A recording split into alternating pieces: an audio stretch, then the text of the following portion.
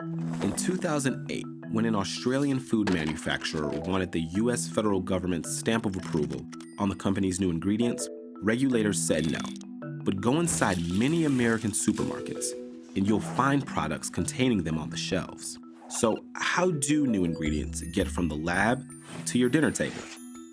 When companies create new food additives to improve their product's texture, taste, appearance, or to extend their shelf life, they have two choices.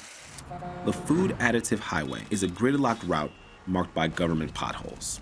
Traffic here is policed by the U.S. Food and Drug Administration, the federal agency that regulates 80% of the nation's food supply. Companies traveling this path must submit their food additives to extensive review. Then the FDA may issue its formal approval.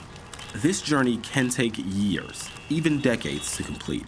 So it's no surprise that companies often take an alternative route. This road is paved by a legal loophole that hinges on what counts as a food additive. Changes to the law in the 50s created this two-lane system where anything generally recognized as safe or GRAS travels down a much smoother road to market. These GRAS ingredients are not considered food additives and effectively get a pass to the fast lane. This GRAS clause means companies can determine on their own that what they're adding to our food is safe. Then it's up to the company to inform the FDA if they want to. That's right. Companies have no legal obligation to tell the FDA what they're putting in our food.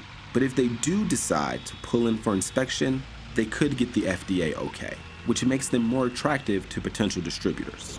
But what if the FDA doesn't like what it sees? Take lupin. It's a legume from the same family as peanuts. It's often used in Mediterranean cooking. It can also be ground into flour and used in gluten-free food.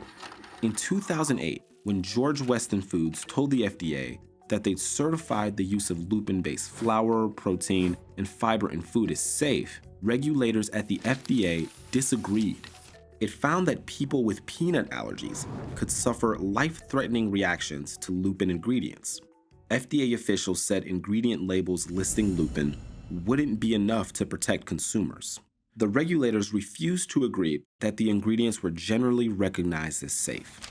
So George Weston Foods withdrew the notification, but other companies skipped the FDA checkpoint altogether. The Center for Public Integrity found products containing lupin on supermarket shelves. None included warnings for people who suffer from peanut allergies.